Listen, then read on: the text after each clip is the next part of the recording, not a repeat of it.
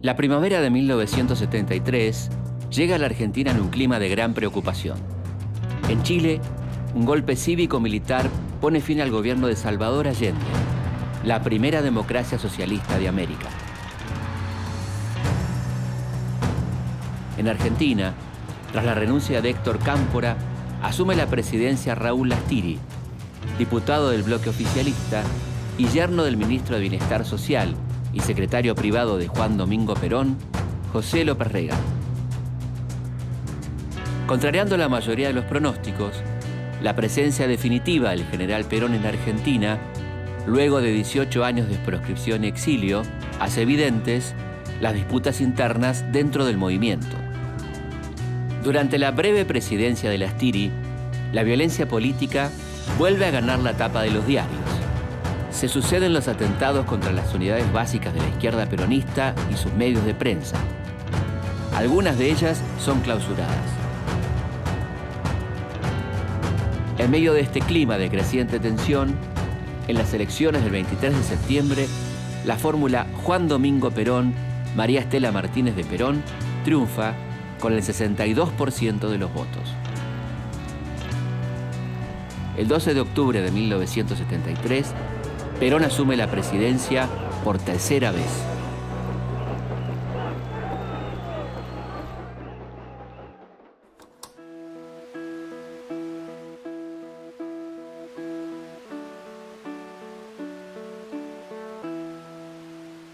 El gobierno de Cámpora tuvo que lidiar desde el primer día con un frente interno desfavorable y que evidentemente lo quería desplazar y iba a buscar el momento oportuno para desplazarlo. Y el momento llegó cuando José Ignacio Rucci, un baluarte de la burocracia sindical y de la derecha peronista, que era amigo de Perón y que y Perón lo consideraba también un hombre importante dentro del esquema del poder, comienza a elevar la apuesta y a decir que es imposible que haya un gobierno peronista sin Perón presidente, estando Perón en la Argentina. Toda esa burocracia sindical y los sectores ortodoxos y de derecha del peronismo comienzan un trabajo para que al final se llegue a lo que se llegó, que Cámpora presente su renuncia y Perón asuma la primera magistratura. Mientras los jóvenes peronistas de las agrupaciones de base de la tendencia revolucionaria se hacen eco de la promesa de Perón de instalar en la Argentina el socialismo nacional, la derecha peronista, vinculada a los poderosos sindicatos y al aparato partidario y bajo la cercana supervisión del ministro de Bienestar Social, José López Rega, recuerda que el líder habla de comunidad organizada y pacto social y reivindica la patria peronista.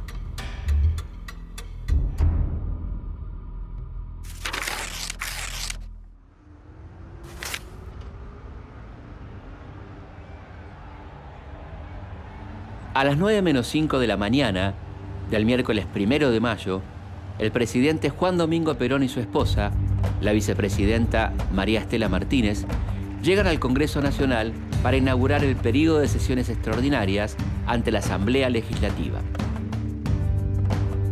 En las calles se cuentan por miles las personas que esperan atravesar el rígido dispositivo de seguridad para ingresar a la Plaza de Mayo y aguardar el inicio del acto del Día del Trabajo y la Unidad Nacional. Los organizadores prohíben el ingreso con carteles identificadores de sectores internos del movimiento. La medida está claramente dirigida a la izquierda peronista. Numerosos micros que conducen a los militantes de las agrupaciones de base de montoneros del interior del país son demorados en los accesos a la capital federal por las fuerzas de seguridad. La conducción montonera comunica a los jefes de columna que maneja una información inquietante. La Alianza Anticomunista Argentina, más conocida como la AAA, tendría preparado una gran emboscada para el momento de la desconcentración. La AAA es una organización de extrema derecha que en realidad es la más conocida de toda una serie de grupos parapoliciales y paraestatales que funcionaron en la década del 70. Está vinculada, está organizada política y materialmente desde el Ministerio de Bienestar Social, conducido por López Rega. y se va a dedicar fundamentalmente a la persecución política y el asesinato de los opositores considerados militantes políticos de la izquierda peronista, abogados de presos políticos, artistas, intelectuales, religiosos, etcétera, etcétera.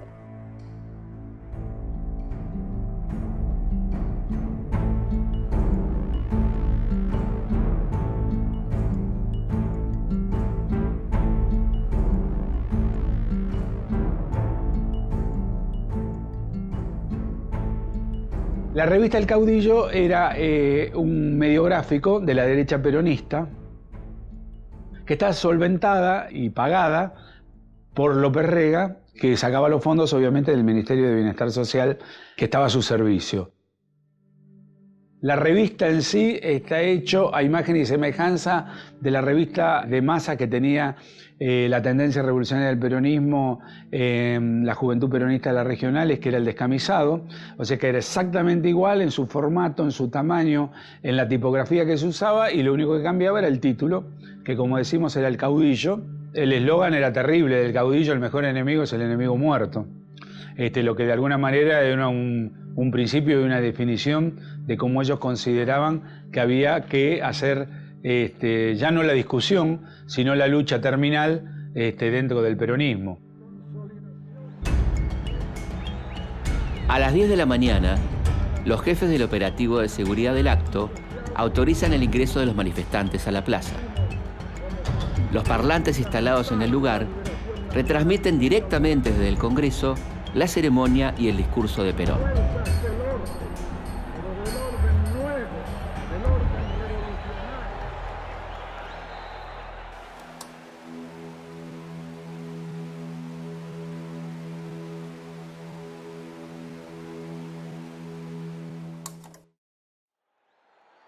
Superaremos la subversión, aislaremos a los violentos y a los inadaptados, los combatiremos con nuestra fuerza y los derrotaremos dentro de la Constitución y de la ley.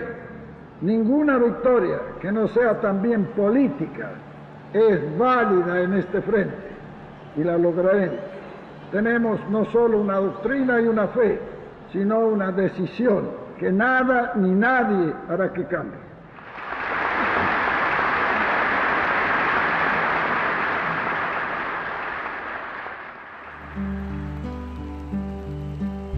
A las 12 del mediodía, más de la mitad de la plaza está colmada de entusiastas militantes de las organizaciones sindicales, de los sectores partidarios y de la reciente decisión de la tendencia revolucionaria, la Juventud Peronista Lealtad y sus agrupaciones de base. Este sector, que rechaza los cuestionamientos de Montoneros, se ubica bien cerca del palco con un gran despliegue de banderas argentinas con la leyenda Lealtad, que reafirma la fidelidad al líder. El acto es controlado por el Ministerio de Bienestar Social, por López Rega, que al mismo tiempo corta todas las entradas al acto, a la Plaza de Mayo, para controlar de armas, palpar de armas a los militantes y controlar que no lleven las banderas, ¿no? Y al mismo tiempo se entregaba en ese momento unos sachets de agua que todos los militantes de la tendencia tiraban porque pensaban que era agua envenenada, digamos, así, que es lo que había colocado López Rega en esos sachets, ¿no? Entonces terminó una especie de barrial, la Plaza de Mayo, entre los papeles y los volantes y el agua de López Rega. Entonces, con una dosis de ingenuidad entrañable, los organizadores dispusieron que no se podían llevar carteles, por ejemplo, claramente pensando en el tono que le estaban dando los montoneros en sus comunicados a aquel encuentro del 1 de mayo. Montonero decía: vamos a dialogar, vamos a plantear nuestras inquietudes, hay muchos gorilas en el gobierno, hay que profundizar muchas cosas, hay que ir más allá. Una vez que entramos todos, las banderas que eran inmensas se ponían en el suelo, sobre la plaza, sobre la vereda, sobre lo que fuera, y las chicas de las carteras peruanas, esas famosas de entretejido, que estaban muy de moda en la época, sacaban las letras previamente confeccionadas y las ponían de manera tal que quedaba una consigna arriba de la bandera y las cosían rápidamente. Se levantaba la bandera, que antes no decía nada, y decía una consigna, digamos, en particular. Por otro lado, una vez que se pasaba el control policial, se abría el bombo, la tapa del bombo, se sacaban los aerosoles y sobre la misma bandera, o sobre otras banderas, mejor dicho, se escribían otras consignas. Lo que eran todas banderas argentinas, en 5 minutos, en 10 minutos, empezaron a hacer banderas de protesta contra el rumbo que seguía este gobierno.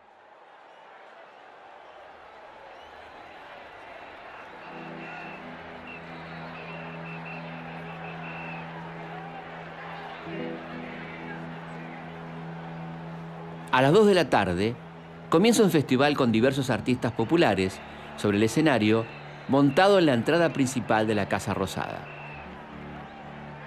El tenso clima que se vive hace que el espectáculo pase prácticamente desapercibido. Cerca de las 4, la atención se dirige hacia la Diagonal Norte, por donde ingresa una enorme columna que avanza portando banderas argentinas y vivando a la agrupación Montoneros.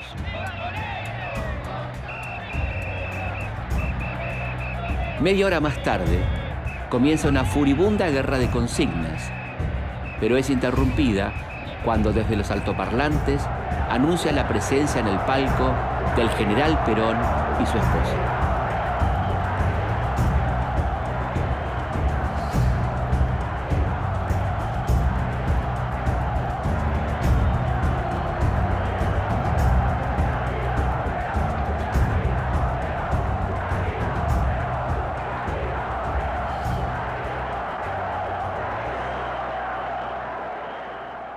La juventud peronista va a la plaza básicamente a reclamar lo que ellos en su momento en las consignas denominan Asamblea Popular. ¿Qué significa esto de Asamblea Popular? Lo que le están exigiendo a Perón es que basta de carnaval, basta de fiesta y de celebración, que cumpla con su programa de gobierno, ¿no? Un programa de gobierno que por supuesto venía desde la asunción de Cámpora y que tenía que ver con el ideario de un socialismo nacional, ¿no? Y que Montoneros no veía realizado desde la asunción de Cámpora y que le seguía reclamando a Perón. Hasta ese momento, evidentemente, en la cabeza de muchos montoneros existía la esperanza de celebrar aquel Día del Trabajador. Recordemos que el 1 de mayo de 1974 una tradición en el universo peronista de los 40 y de los 50, y ya sea con una dosis de cinismo importante o con una dosis de ingenuidad, verdaderamente van a hacerle frente a Perón. Ya ahora sí, cara a cara. Una cosa era Perón en el exilio, otra cosa ya era Perón en el país, donde todavía había cierto juego y cierta posibilidad de que, dejando afuera a la ultraderecha y a la ultraizquierda, todavía de conciliar los sectores. Y otra cosa era ya cara a cara con Perón en la plaza, el 1 de mayo de 1974, con muchos episodios previos no menores. Estoy pensando, solo por mencionar algunos, el asesinato de Rucci en septiembre del 73, muchos crímenes políticos producidos por la izquierda y por la derecha peronista posteriormente, el copamiento del cuartel de Azul por parte del ERP en enero del 74, en donde claramente hay un giro en Perón que se traduce en una legislación que aumenta las condenas para este tipo de episodios. Ya, digamos, los caminos se iban separando. Isabel Martínez, que también estaba presente y que siempre tenía el sueño de ser Evita, bueno, está ahí presente, y una de las cosas que se van a hacer hasta que hable Perón, para ganar tiempo, para pasar el tiempo, es elegir la reina del trabajo. Media plaza, la de los compañeros ululando, Asamblea Popular, no queremos carnaval. Asamblea Popular, no queremos carnaval, ya más tensión todavía. Y ahora, en esta fiesta entusiasta, la excelentísima señora vicepresidente de la Nación, doña María Estela Martínez de Perón, coronará a la reina del trabajo y la unidad nacional, señorita María Cristina Fernández, representante de la Federación Nacional de Trabajadores de Obras Sanitarias.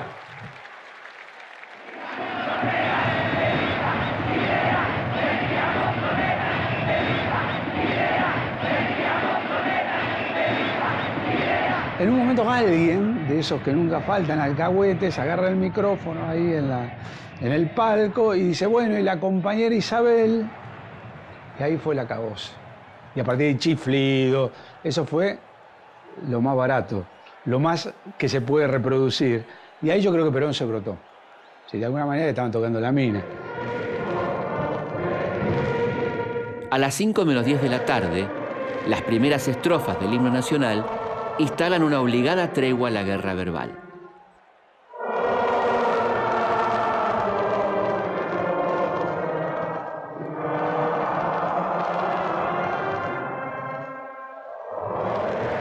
Apenas 10 minutos más tarde, con los últimos acordes de la canción Patria, resurgen con más fuerza los cánticos de los sectores opuestos. Y el enfrentamiento va tomando otro carácter cuando comienzan a arrojarse mutuamente manzanas, sachés de agua y piedras.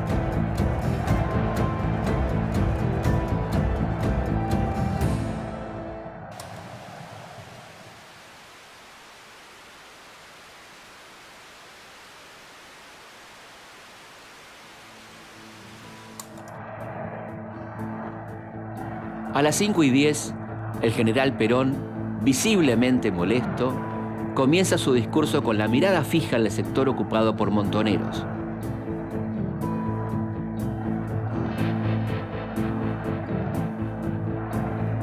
La transmisión oficial de televisión omite cualquier imagen de esa zona de la histórica plaza y sigue el relato como si nada estuviera pasando.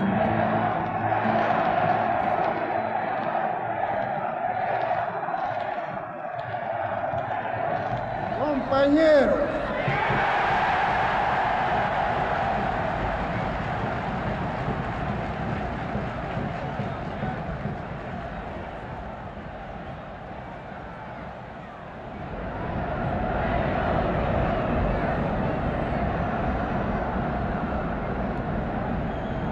hoy hace 21 años que en este mismo balcón y con un día luminoso como el de hoy, hablé por última vez a los trabajadores argentinos.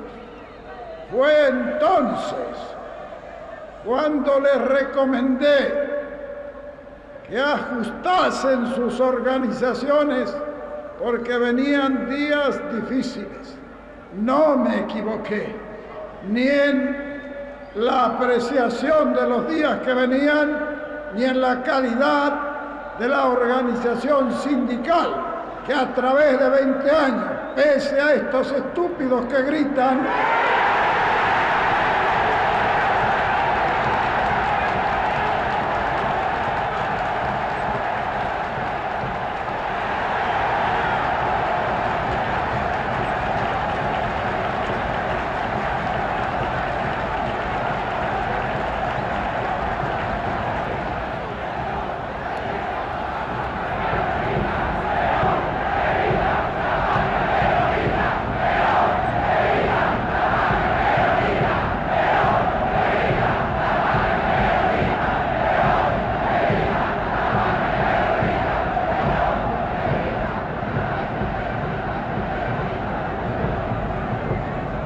decía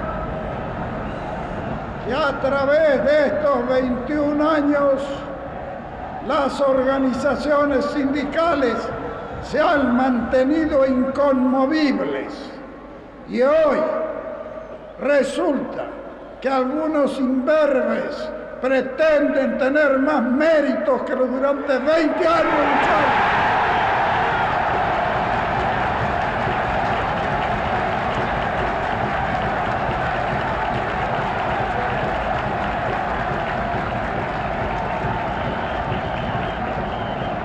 Y en ese momento se vio como una especie como de acto, como de bronca. Se veía en la fila cierta bronca. Se notaba. Vámonos, pero no lo decían los que estaban al mando a cargo de las columnas, ¿no? La gente fue como que se empezaron a dar vueltas, empezaron a darle la espalda. Y entonces ahí hubo como una especie de consulta, digamos, entre los responsables a ver qué se hacía, porque los militantes estaban queriendo ir. Y en ese momento se da la orden de retirarse. Quiero que esta primera reunión del Día del Trabajador sea para rendir homenaje a esas organizaciones y a esos dirigentes sabios y prudentes que han mantenido su fuerza orgánica.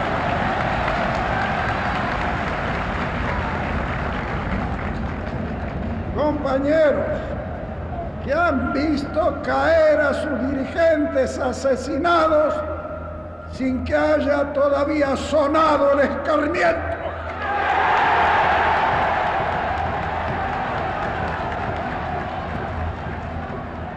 A las 5:30 de la tarde, el presidente concluye un durísimo discurso y se retira del palco acompañado por su comitiva y un grupo de políticos de la oposición.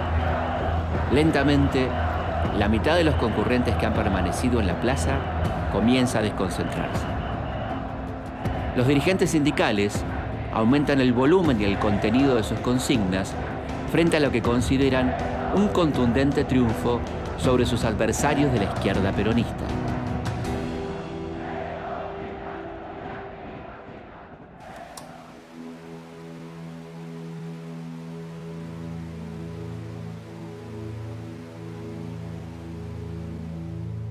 Apelar a un discurso violento es un retroceso, digamos, ¿no?, en la conducción política. Algo que uno puede leer claramente en los manuales de conducción política de Perón. Entonces, es un momento de debilidad de Perón y es una amenaza sobre los sectores que estaban cuestionando su liderazgo desde la tendencia. El hecho de que si se fueron o si los expulsaron de la plaza es un dato menor. El punto es que para Perón ese sector ya no tenía lugar dentro del movimiento si no lo hacía a partir de sus consideraciones. Los montoneros seguían definiéndose como vanguardia, ¿no?, del movimiento popular, pero al mismo tiempo reconocían que existía un dirigente, una dirigencia que era Perón. Y en un momento empiezan a decir, bueno, Perón no está en la misma política que estamos nosotros, por lo tanto no puede haber dos vanguardias, ¿no? En ese sentido, los montoneros quedan muy descolocados después del 1 de mayo. La palabra imberbe remite obviamente a la falta de barba, es decir, el joven que se preciaba de tal y que en la década del 50, digamos, salía para conquistar una chica, lo primero que tenía que tener era la llave de su casa para poder volver, que generalmente se la daba al padre en una ceremonia particular, la otra era tener pantalones largos para que no se vieran los pelos en las piernas, y la tercera era ya tener barba. Evidentemente, si vos no tenías barba, era una de las condiciones que te faltaban para poder salir a la conquista del mundo en general o de una jovencita en particular. Y Perón obviamente hace alusión a eso cuando de alguna manera dice estos imberbes, como van a tener esto, todo lo que le falta a estos para poder venir a cuestionar o para venir a decir quién es peronista y quién no. Y lo que yo siempre me pregunté, no éramos imberbes cuando había que dar la vida y la sangre por la vuelta de Perón, pero sí éramos imberbes cuando íbamos a discutir una acción de gobierno que evidentemente de peronista no tenía mucho.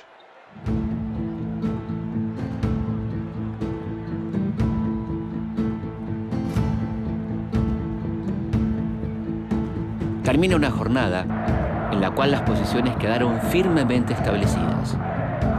Por un lado, Perón dio su aval al sector sindical y a los sectores tradicionales del movimiento. Y por el otro, la tendencia revolucionaria se retiró de la plaza sin dejar dudas sobre su disconformidad. Era la primera vez en la historia del peronismo que un sector desafiaba en un acto multitudinario a su líder.